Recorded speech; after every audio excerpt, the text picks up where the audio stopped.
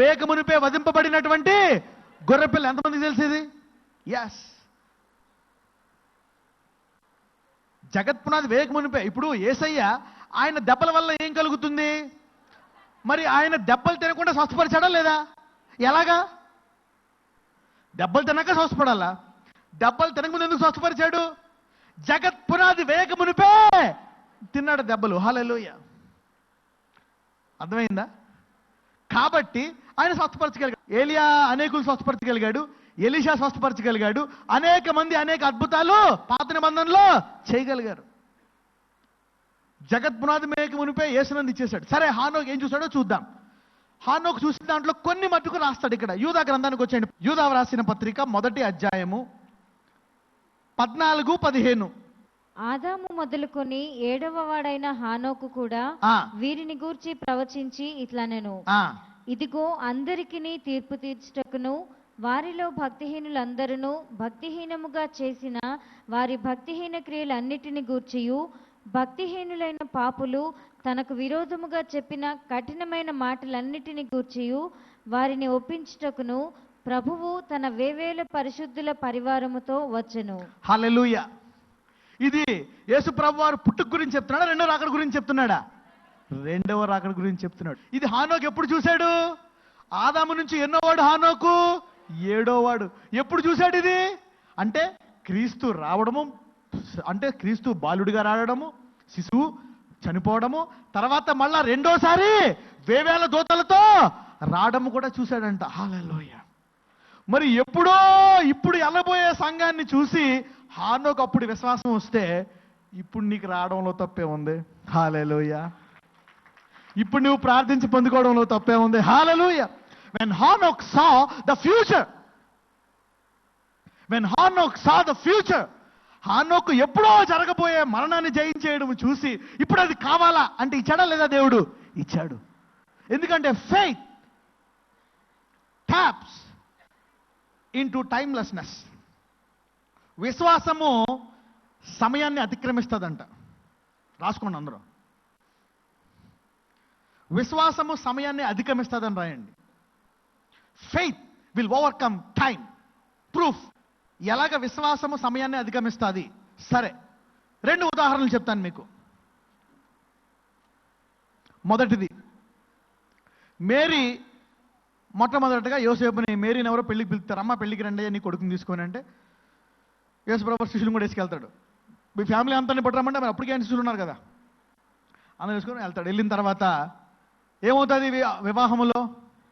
ఏమవుతుందండి? ద్రాక్షారసము అయిపోతుంది. అయిపోతే మేరీ వచ్చి ఏమంటుంది? బాబు, యేసు బాబు, నా కుమారుడా, ద్రాక్షారసం అయిపోయిందంట అంటది. అయిపోతే ఆయనకిటి అంటే ఆయన ఇంట్లో ఉన్నప్పుడు బియ్యం అయిపోయినప్పుడు, పప్పు అయిపోయినప్పుడు, ఉప్పు అయిపోయినప్పుడు, బాబు యేసు కొంచెం బియ్యం దమ్మంటే ఎక్కడమ్మా చూసుకో అంటది. చూసిన వెంటనే నిండిపోతే అయ్యా. ఇలాంటి అద్భుతాలు చూసిందా లేదా మేరీ? చాలా చూసింది. చూసి ద్రాక్షారసం అయిపోతే ఏమంటుంది? యేసు దగ్గరికి వచ్చి, బాబు ద్రాక్షారసము అయిపోయింది. ఆయన ఏమంటాడు? అమ్మా నా సమయం ఇంకా రాలే, ఇంకా నేను లోకంలో అద్భుతాలు చేయాలంటే టైం పడుతుంది. నువ్వు అప్పుడే అంటావేంటి? ఓహో టైం రాలే, ఎన్ని అడిగినా ఏది అడిగినా దేవుని చిత్త ప్రకారం చేస్తాడులే అని కామ్ కూర్చుందా? లేచిపోయింది. ఆ పనిచేసిన దగ్గరికి వెళ్ళి మీరు వెళ్ళి ఆయన చెప్పినట్టు అనుకుంటాడు. వేసే చెప్పాను కదా నా సమయం రాలేదని, చెప్పానా సమయం రాలేదు. మళ్ళీ ఏం చెప్తాడు అక్కడికి వెళ్ళి? ఎందుకంటే ఆ పక్కన ఎవరో పెళ్లి కొడుకు తల్లి, ఈమె క్లోజ్ ఫ్రెండ్స్. తల్లి అందనమాట, మేరీ మేరీ మేరీ పరుగు పోతుంది, ఎలాగే అందరూ ఇంకా విఐపీస్ ఉన్నారు, అందరూ ద్రాక్ష అయిపోతే పరుగు పోతుంది, అయ్యో టెన్షన్, ఏం చేయాలని టెన్షన్ పడిపోతుండే. మేరీ చూసిందనమాట, టెన్షన్ పడిపోతుంది. ఆ టెన్షన్ ఎవరి మీద పెట్టింది? యేసయ్య మీద పెట్టింది. ప్రశ్న నాకు తెలియదు, నువ్వు చేయాల్సిందే. ఏం చేశాడు? ఇంకా వెళ్ళి దాన్ని నిండా నింపండి అంటే సమయానికి ముందే ఆమె విశ్వాసము ఆయన చేత అద్భుతము చేయించింది. Hallelujah. You see that? Faith can overcome time. అంటే సమయాన్ని అధిగమించిందా లేదా? ఎప్పుడో రావాల్సిన సమయం వచ్చేసిందా లేదా? వెంటనే yes, it has come. Faith can overcome the time. ఎప్పుడో సొంతిల్లి కాదు, ఇప్పుడే రావాలి. కాదు ఇప్పుడే. హల్లెలూయా. ఎప్పుడో స్వస్థపడడం కాదు, ఇప్పుడే. హల్లెలూయా. Right now. ఎప్పుడే. నీకు ఆ విశ్వాసం ఉంటే జరుగుతుంది. ఎంతమందికి ఉంది విశ్వాసం? రైట్. విశ్వాసం ద్వారా చనిపోయి లేవడం కాదు, చనిపోకుండా వెళ్ళిపోవాలి. ఎంతమందికి వస్తుంది విశ్వాసం? రైట్. అప్పుడు ఎత్తపడడం కాదు, ఇప్పుడే ఎత్తపడాలి. ఆ హానోకు వచ్చిందా లేదా? ఇలాగా faith can suspend the time. అవునా? ఎప్పుడో యేసు ప్రభు వారు జయించి లేస్తే వెళ్ళిపోయి సంఘ వధువు ఎత్తపడ్డాన్ని చూసి ఎవరు ఎత్తపడ్డారు? హానోకు. ఫెయిత్ అంటే కొన్ని వేల సంవత్సరాల ముందే తను పొందుకున్నాడు అనమాట. దాన్ని ఏమంటారు? ఫెయిత్. విశ్వాసము సమయాన్ని ఏం చేస్తుంది? అది అందరూ చెప్పండి, నా విశ్వాసము లోక సమయాన్ని అధిగమిస్తుంది. నేను కోటీశ్వరుడు అవ్వాలంటే మా తాతల కాడి నుంచి పనిచేసుకుంటూ వచ్చాము, రెక్కాడితే కానీ డొక్కాడక. మీరు గంటల్లో ఆశీర్వదించబడతారు. హల్లెలూయా. ఫెయిత్. ఇంకొకసారి చూద్దాం. ఇంకొకటి, తూరు సిద్ధను నుండి ఒక స్త్రీ వస్తుంది. తూరు సిద్ధను దేశం నుండి ఒక స్త్రీ వచ్చి ఏమంటుంది? దగ్గరికి వచ్చి, యేసయ్య, నా కుమార్తె దయ్యం పట్టుంది, కొంచెం ఆమెను విడిపించు అంటాడు. అప్పుడు ఆయన ఏమంటాడు? అమ్మా, నేను ఇజ్రాయేల్ కొరకే వచ్చాను కానీ అన్యుల కొరకు రాలేదు. ఆయన శిష్యులకి ఏం చెప్తాడు? ఆయన చనిపోయిన తర్వాత ఎవరికి వెళ్ళింది సువార్త? లోకానికి వెళ్ళింది. చనిపోకముందు ఎవరికి? అందుకే ఆయన చనిపోకముందు శిష్యులకి ఏం చెప్తాడు? మీరు ఇజ్రాయెల్లో నశించు గొర్రెల వద్దకు తప్పితే వేరే వాళ్ళ దగ్గరికి వెళ్ళడానికి. చనిపోయి లేచొచ్చిన తర్వాత ఏమంటాడు? ఇదిగో మీ మీద పరిశుద్ధాత్ముడు వస్తాడు, మీరు భూదిగంతముల వరకు సాక్షులు అవుతారు. ఎప్పుడు? చనిపోయిన తర్వాత, చనిపోయిన ముందా? చనిపోయిన తర్వాత. చనిపోకముందు ఎవరికి అద్భుతాలు? ఇజ్రాయేలీలకే. శిష్యులు కూడా చెప్తాడు, దానికి ముందు మీరు ఇజ్రాయెల్లో నశించి గొర్రెల వద్దకే వెళ్ళాలంటాడు. రైట్. ఆ వేరే దేశం స్త్రీ వస్తుంది, వచ్చి అయ్యా అయ్యా నాకు తెలియదయ్యా ప్లీజ్ ప్లీజ్ వేసేయ్యా ప్లీజ్ వేసేయ్యా అంటది. అప్పుడు ఏమంటాడు? అమ్మా, పిల్లల రొట్టె తీసి కుక్క పిల్లలకు పెట్టుటకు యుక్తము కాదు, నా పని నేను చెయ్యాలా, దేవుడు చెప్పాడు నాకు, నేను చేయను అని చెప్పి వెళ్ళిపోతుంటే ఆమె ఒకటి అంటుంది, ఏసయ్య అయినా పర్లేదే, తగ్గించుకుంటుంది. ఆ బల్ల మించి పడిపోయే, అవునా, ముక్కలు కూడా కుక్కలు తింటాయని కానీ ఈ మాట అన్నందుకు పో, నేను చనిపోయి తర్వాత జరగాల్సిన స్వస్థత ఇప్పుడు జరుగుతా అంటాడు. హల్లెలూయా. అంటే సమయం రాకముందు అద్భుతం జరిగిందా లేదా? ఎస్. ఏం చేసింది? విశ్వాసం. Faith. Faith has no time. Faith has no time. పక్కన చెప్పండి, విశ్వాసానికి సమయం లేదు తెలుసానండి. Faith has no time. No time. ఎప్పుడో జరగాల్సింది ఇప్పుడే పొందుకోవాలి. ఎంత పొందుకుంది? Hallelujah. We can tap into the timelessness. మరి హానోకి వెళ్ళాడా లేదా సమయంలోకి? హానోకి వెళ్ళాడా సమయంలోకి. 2వ రాజులు 13:21. 2 Kings chapter 13 verse 21. 2వ రాజులు 13వ అధ్యాయము 21వ వచనము. కొందరు ఒక శవమును పాతిపెట్టుచు సైన్యమునకు భయపడి ఆ శవమును ఎలీషా యొక్క సమాధిలో ఉంచగా దింపిన ఆ శవము ఎలీషా శల్యములకు తగిలినప్పుడు అది తిరిగి బ్రతికి కాళ్ళు మోపి నిలిచెను. ఆగండి. ఎలీషా ఏలియా కంటే ఎన్నంతల అభిషేకం కలిగిన వాడు? 2 అంతల అభిషేకం కలిగిన వాడు. రైట్. ఎంతమందికి తెలిసింది? Almost everyone. ఎలీషా ఏలియా కంటే 2 అంతల అభిషేకం కలిగిన వాడు. అలాంటి వాడు చనిపోయిన తర్వాత మాంసం అంతా కుళ్ళిపోయి ఎముకలు ఉన్నాయంట. అక్కడ ఎలీషా కాబట్టి పెద్ద సమాధి రాసి ఉంటుంది, బోర్డు ఎలీషా. కానీ యుద్ధాల్లో ఆటల్లో వీటిల్లో అదంతా పాడైపోయి పేరు ఒకటే ఉండుంటుంది, ఎముకలు కింద ఉన్నాయి, పెద్ద గొయ్యిలా ఉండుంటుంది. వాళ్ళు ఏం చేశారు? ఒక వ్యక్తిని శత్రువులకి భయపడి అందరి ముందు కప్పెట్టాలంటే టైం పడుతుందని చెప్పి ఏం చేశారు? ఆల్రెడీ ఉన్న గొయ్యిలో దించుతున్నారంట. నెమ్మదిగా దించుతుంటే ఎలీషా ఎముకలు తగిలాయంట. ఎముకలు తగిలితే ఏమైందంట? శవము లేచి నుంచొని రండి యుద్ధానికి వెళ్దామని రెడీ అయ్యాడు. అవునా? ఏది? 2 అంతల అభిషేకము కలిగిన జీవించి ఉన్న ఎముకల, చనిపోయిన ఎముకల? 2 అంతల అభిషేకము కలిగి చనిపోయిన ఎముకలకి మృతులను లేపే శక్తి ఉంటే ఇప్పుడు మనకి ఎటువంటి ఆత్మ ఉంది? యోహాను 3:34. యోహాను సువార్త 3వ అధ్యాయము 34వ వచనము. ఎలయనగా దేవుడు తాను పంపిన వానికి కొలత లేకుండా ఆత్మను అనుగ్రహించును గనుక ఆయన దేవుని మాటలే పలుకును. హల్లెలూయా. ఇప్పుడు కొత్త నిబంధనలో వాడికి దేవుడు ఆత్మను కొలతతో ఇస్తున్నాడా, కొలత లేకుండా ఇస్తాడా? ఏలియాకి ఎంత? 1 వంతు, ఎలీషాకి 2 అంతులు. ఇప్పుడు కొత్త నిబంధనలో యేసుని నమ్మిన వాడికి పరిశుద్ధాత్మ కొలత లేకుండా వస్తాడా, కొలతతో వస్తాడా? అంటే కేవలము 2 అంతల అభిషేకం కలిగి చనిపోయి ఎముకలకే మరణాన్ని జీవింపజేసే శక్తి ఉంటే అవునా? కొలత లేని ఆత్మ కలిగి జీవించుచున్న నీకెంత అభిషేకం ఉండాలా? హల్లెలూయా. అవునా కదా? అవునా? అంటే నీ జీవించి ఉన్న ఎముకలు మరణాన్ని చూడడానికి వీలు లేదు. ఇతరుల మరణాన్ని వీలు కూడా చూడడానికి వీలు లేదు. మా మరణాన్ని చూశాడు, ఇతర మరణాన్ని చూడలే. చూస్తే ఏం చేశాడు? లాజరు దగ్గరికి వెళ్ళి ఏం చేశాడు? లాజరు దగ్గరికి వెళ్ళి లేపేశాడు. ఏసే నడుచుకుంటూ వెళ్తున్నాడు. ఒక విధవరాలు అక్కడ ఉంది. విధవరాలు కొడుకు చచ్చిపోయి మూసుకెళ్తున్నారు, ఊరు అంతా వెళ్తున్నారు. ఏం చేశాడు? ఆ పాడిని పట్టుకున్నాడు. ఏమయ్యాడు? విధవరాలు కొడుకు లేచాడు. Life can never encounter death. Life will overtake death. జీవము ఎప్పుడు కూడా మరణాన్ని ఎదుర్కొని మరణం చేత తగ్గింపబడదు, మరణాన్ని అధిగమించి జీవాన్ని ఇస్తుంది. హల్లెలూయా. మరణాన్ని జీవముగా మారుస్తుంది జీవం. అందుకని హి came to give life and life in abundance. ఆయన గొర్రెలకు జీవముడానికి వచ్చాడు. ఎటువంటి జీవము? సమృద్ధి గల జీవము. హల్లెలూయా. మరి కొలత లేని ఆత్మ కలిగిన నీకు ఎంత అభిషేకం ఉండాలా? హల్లెలూయా.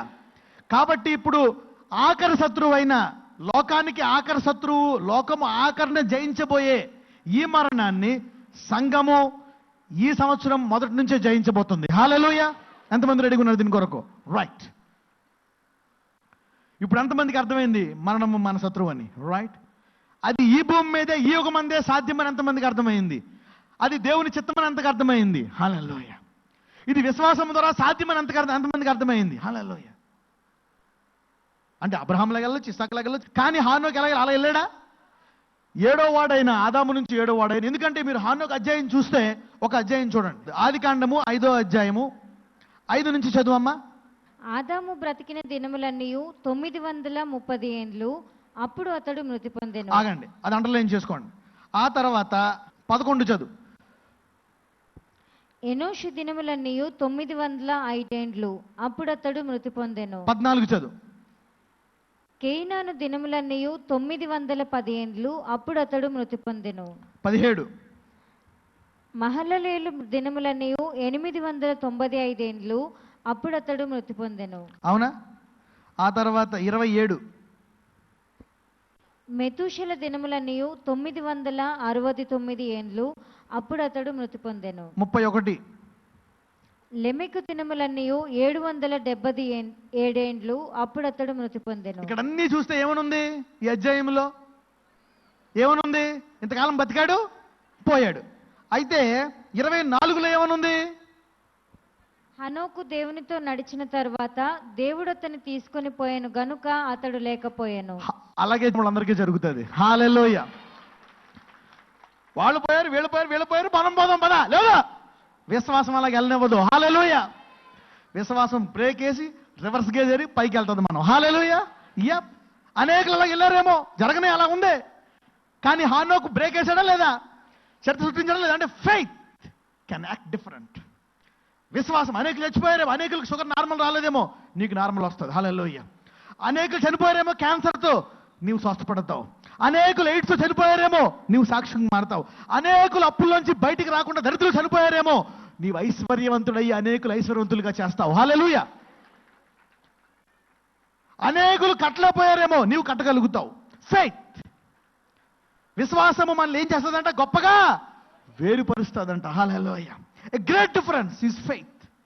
ప్రార్థించాలి, ప్రభా నాకు కావాలా, ఈ చెన్నింట్లో ఉండాలి, పెద్దింట్లో ఉండాలి, ఈ రోగాలతో భరించాలని బయటికి రావాలి ప్రభా, ఈ దరిద్రంలోంచి బయటికి రావాలా, I want to come out. Faith brings you out.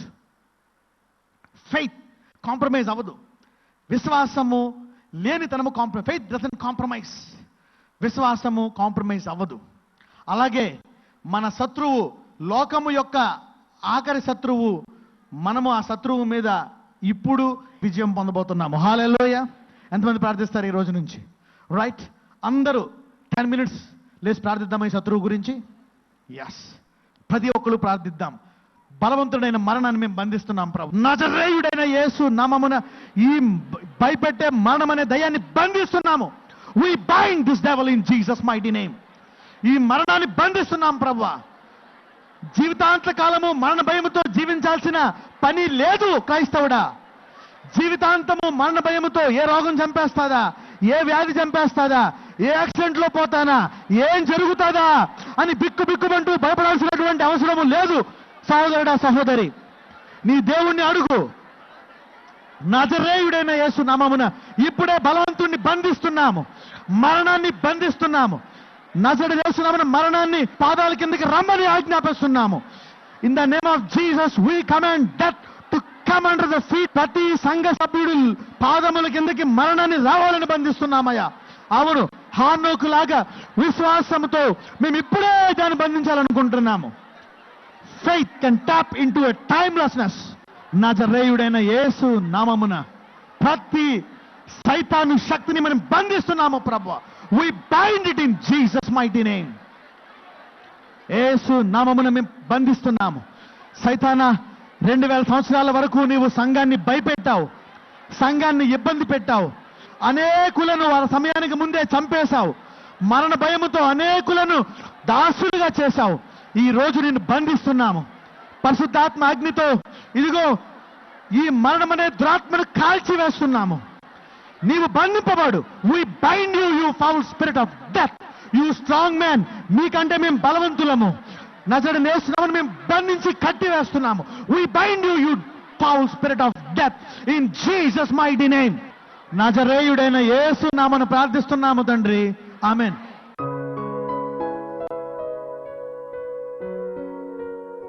నా పేరు రత్నమ్మ. నేను అడికిమేట నుంచి వస్తున్నా. అయితే నాకు ఈ మొత్తం ఈ చెయ్యిలు ఇవ్వకుండా, ఈ చెయ్యి ఇటు పండుకుంటే ఇటు మలిపి ఇటు